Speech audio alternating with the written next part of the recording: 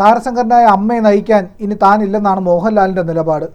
നേരത്തെ തന്നെ ഒരുപാട് വിമർശനങ്ങളെല്ലാം അമ്മയ്ക്ക് നേരെ ഉയർന്നിരുന്നു. അതുപോലെ തന്നെ വലിയ നിരുത്തരവാദപരമായ പ്രവർത്തനം അമ്മ നടത്തിയെന്ന വിമർശനവും ഉണ്ടായിരുന്നു.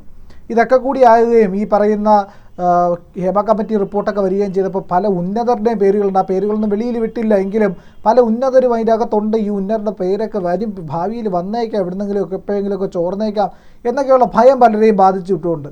അതൊക്കെ കൊണ്ടാണോ ഈ ആൾക്കാരിൽ പലരും സ്ഥാനം ഏറ്റെടുക്കാനൊക്കെ തയ്യാറാവാത്തത്? മോഹൻലാലിൻ്റെ കാര്യം തീർച്ചയായിട്ടും, അതായത് ഇതിനകത്ത് അമ്മയുടെ തൻപോരിമയും അങ്ങനെയുള്ള കുറേ പ്രശ്നങ്ങൾ ഈ ഇടയ്ക്ക് ഉണ്ടായി. അതുകൊണ്ട് തന്നെയാണ് മോഹൻലാൽ ഇതിൽ നിന്ന് വിട്ടു നിൽക്കാൻ തീരുമാനിച്ചത്. താരസംഘടനയായ അമ്മയെ നയിക്കാനില്ലെന്നാണ് മോഹൻലാൽ വ്യക്തമാക്കുന്നത്. അത് അമ്മയെ സംബന്ധിച്ചിടത്തോളം നൽകുന്നത് ഒരു വലിയ പ്രതിസന്ധി തന്നെയാണ്. താരസംഘടനയിലെ അംഗങ്ങൾ ഒന്നാകെ കൈപോക്കി ആവശ്യപ്പെട്ടു മോഹൻലാൽ തന്നെ, ലാലേട്ടൻ തന്നെ ഇത് നയിക്കണമെന്ന് പറഞ്ഞുകൊണ്ട്. പക്ഷേ മോഹൻലാൽ പിന്നോട്ട് പോകുന്നത് സമീപകാല, ഞാൻ നേരത്തെ പറഞ്ഞ പോലെ വിവാദങ്ങളടക്കം കണക്കിലെടുത്താണ്. ഉണ്ണി മുകുന്ദൻ അടക്കം ഉണ്ടാക്കിയ തലവേദനകളിൽ ലാലിന് അത്ര അമർഷമുണ്ട് എന്നാണ് മനസ്സിലാക്കാൻ കഴിയുന്നത്. ലാൽ പറഞ്ഞ് കേൾക്കാതെ വിഷയം വഷളാക്കിയെന്നാണ് സൂചന. യുവനടൻ്റെ ചിത്രം താരസംഘടനയുടെ ജനറൽ ബോഡി പോസ്റ്ററുകളിൽ നിന്ന് പോലും നീക്കി. അതോടൊപ്പം തന്നെ ബാബുരാജിനെ പോലൊരു ജനറൽ സെക്രട്ടറി ഇനി അമ്മയ്ക്ക് എത്തുമെന്ന വിലയിരുത്തലും സജീവമായിട്ടുണ്ട്.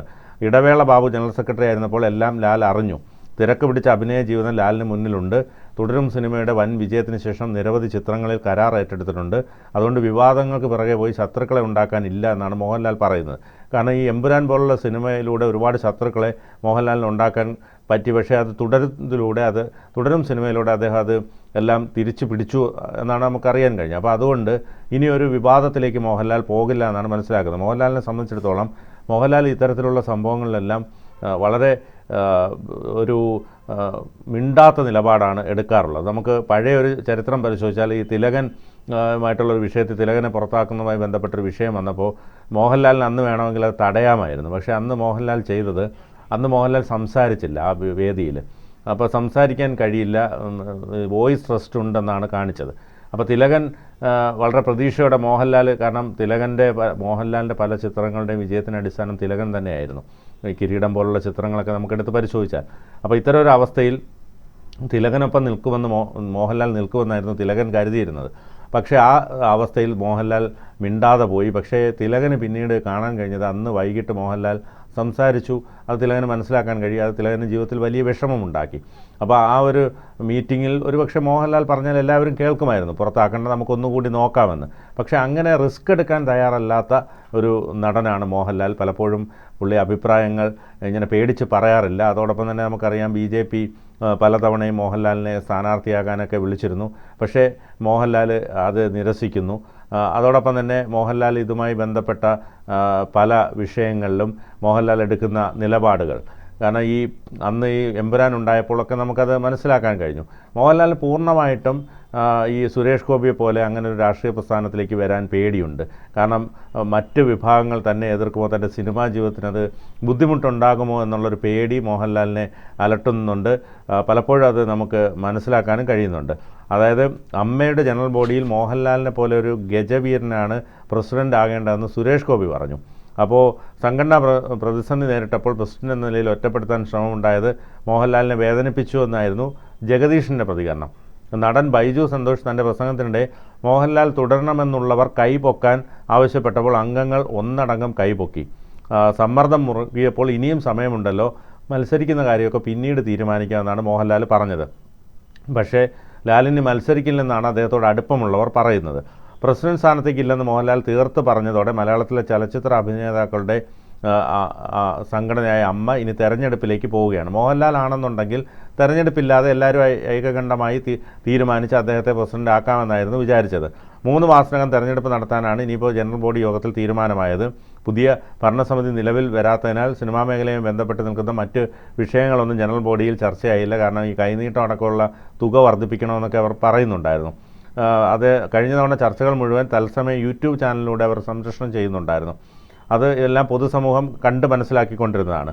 അതുകൊണ്ട് ഇത്തവണ ലൈവ് ഒഴിവാക്കി. ഏറെ നാടകീയ സംഭവങ്ങൾക്കൊടുവിലാണ് പുതിയ ഭരണസമിതിയെ തെരഞ്ഞെടുപ്പിലൂടെ കണ്ടെത്താനുള്ള തീരുമാനമുണ്ടായത്. കഴിഞ്ഞ ഭരണസമിതിയുടെ പ്രസിഡന്റായിരുന്ന മോഹൻലാൽ സംഘടനയുടെ തലപ്പത്തേക്ക് തിരികെ എത്തുമെന്ന് എല്ലാവരും പ്രചരിപ്പിക്കുന്ന സാഹചര്യമുണ്ടായി. മോഹൻലാൽ തന്നെ വരും, വോട്ടെടുപ്പില്ലാതെ തന്നെ മോഹൻലാൽ പ്രസിഡന്റാകും, ജനറൽ ബോഡി തീരുമാനിച്ചിട്ടുണ്ട് രാജിവെച്ച ശേഷം അഡ്കോ കമ്മിറ്റി തുടരുന്നവർ തന്നെ വീണ്ടും ഭരണസമിതിയിൽ വരട്ടെ എന്നുള്ള ചർച്ചയും സജീവമാക്കി.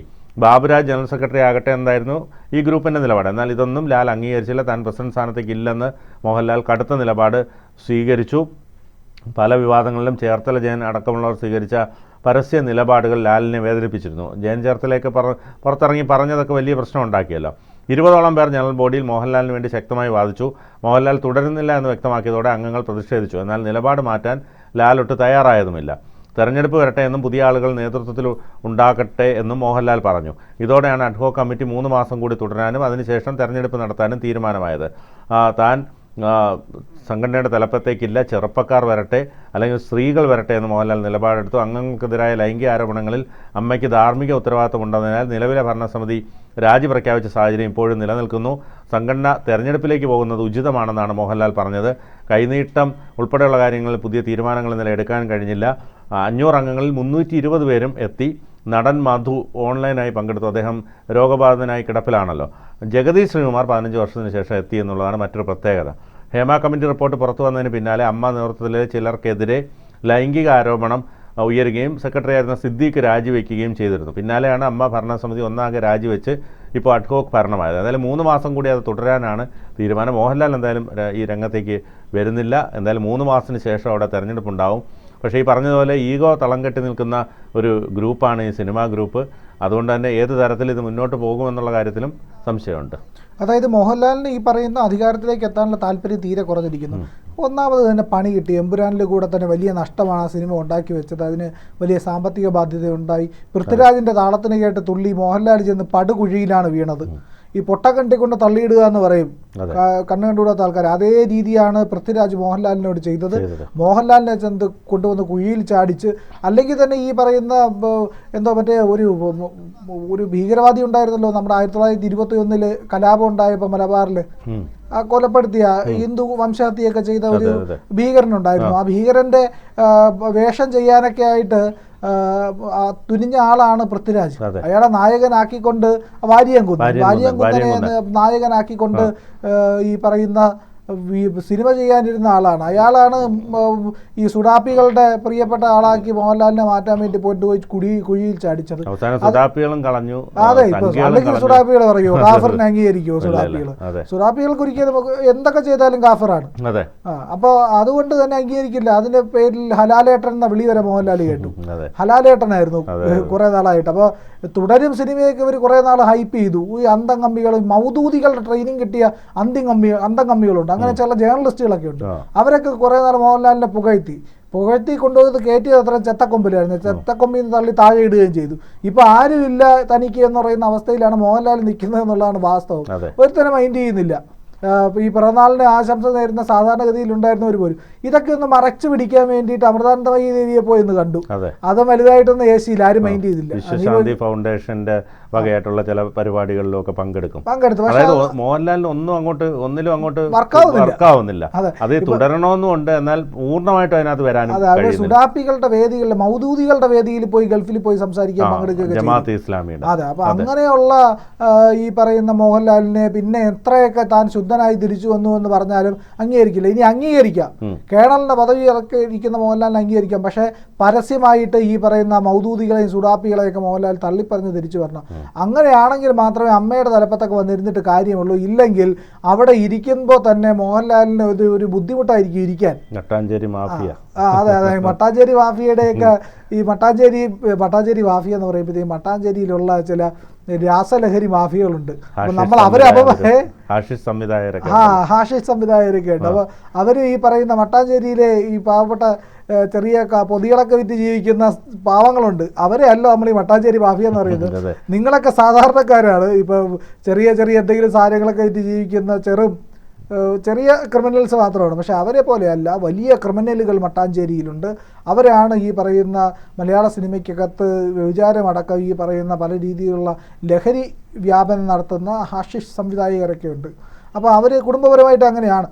അപ്പോൾ ഈ ഹാഷിഷ് വിൽക്കുന്ന ഇല്ലെങ്കിൽ ഹാഷിഷ് പ്രവർത്തനങ്ങൾ നടത്തുന്ന ആൾക്കാരുടെ അടിമയായിട്ട് മോഹൻലാലിന് കഴിയേണ്ടി വരും. ഇല്ലെങ്കിൽ തുറന്നു പറഞ്ഞ് സ്വാഭിമാനിയായി അഭിമാനമുള്ള വീര്യമുള്ള മോഹൻലാലായി തിരിച്ചു വരാൻ കഴിഞ്ഞാൽ മാത്രമേ മോഹൻലാലിന് അമ്മയുടെ തലപ്പത്ത് ഇരുന്നിട്ട് കാര്യമുള്ളൂ. ഇല്ലെങ്കിൽ യുവമാരുടെയൊക്കെ കാലിനടിയിലായിരിക്കും മോഹൻലാലിൻ്റെ സ്ഥാനം എന്നുള്ളതും ഈ ഘട്ടത്തിൽ വ്യക്തമാകുന്നുണ്ട്. കൂടുതൽ വാർത്തകളും വിശേഷങ്ങളും നിങ്ങളിലേക്ക് എത്താൻ ABC മലയാളം സബ്സ്ക്രൈബ് ചെയ്യുക, ബെൽ ബട്ടണും അമർത്തുക.